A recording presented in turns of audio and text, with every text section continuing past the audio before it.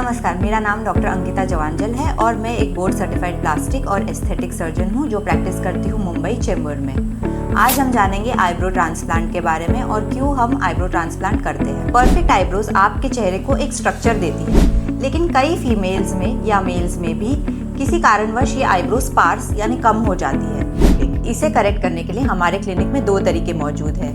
Number 1 eyebrow transplant और number 2 है eyebrow माइक्रोब्लेडिंग। तो आज इस वीडियो में हम जानते हैं आईब्रो ट्रांसप्लांट के बारे में और अगले वीडियो में हम देखेंगे अबाउट आईब्रो माइक्रोब्लेडिंग। आईब्रो ट्रांसप्लांट एक एडवांस कॉस्मेटिक प्रोसीजर है जिसमें हम आपके सिर के पीछे यानी स्कैल्प में जो फाइन हेयर होते हैं उन्हें निकालकर हम आगे की तरफ ट्रांसप्लांट कर देते हैं।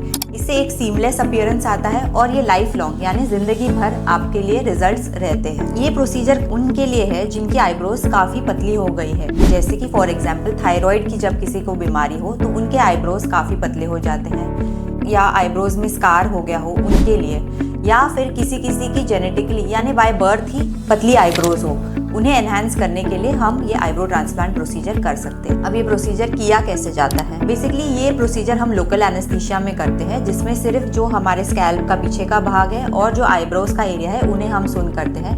पूरी प्रोसीजर के दौरान आप पूरे होश में रहते हैं। छोटे छोटे पंच की मदद से हम जो फाइन हेयर होते हैं आपके कान के पीछे वो हम निकालते हैं और एक स्पेशल इंस्ट्रूमेंट की हेल्प से इन्हें आईब्रो एरिया में हम ट्रांसप्लांट कर देते हैं।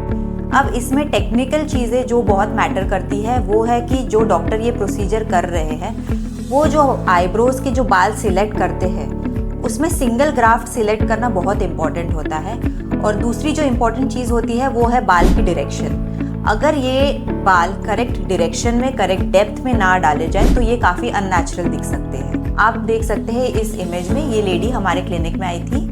इनकी जो लैटरल हाफ यानी बाहर की तरफ की जो आईब्रोज थी वो थायराइड की वजह से काफ़ी स्पार्स यानी पतली हो चुकी थी। हमने इनकी सारी जांचें करी और फिर हमने इन्हें आईब्रो ट्रांसप्लांट प्रोसीजर रेकमेंड किया।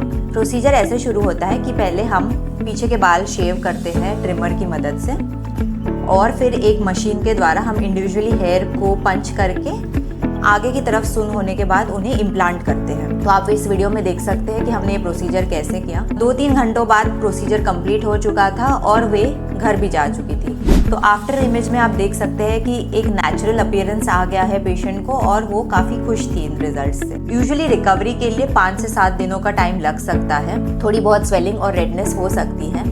जो बाल हमने इनिशियली ट्रांसप्लांट किए हैं वो झड़ने लगते हैं पहले 2 से 3 हफ्तों में। चौथे हफ्ते के बाद वहाँ पे न्यू हेयर ग्रोथ स्टार्ट हो जाती है। पहले 2-3 महीनों के लिए हमें बालों को मसाज करके उन्हें एक डायरेक्शन देना ज़रूरी होता है, और थोड़े दिनों बाद जब वो बाल वहाँ पे सेट हो जाते हैं तो वो अपने आप उस लेंथ और उस डायरेक्शन के हिसाब से ग्रो होने लग जाते हैं। अंत में मैं यही कहना चाहूँगी कि आईब्रो ट्रांसप्लांट आपके कॉन्फिडेंस को एक बहुत अच्छा बूस्ट देता है, और अगर आप इस प्रोसीजर के बारे में और जानना चाहते हो तो हमें कॉन्टैक्ट करिए @sara aesthetic clinic Chembur. Thank you.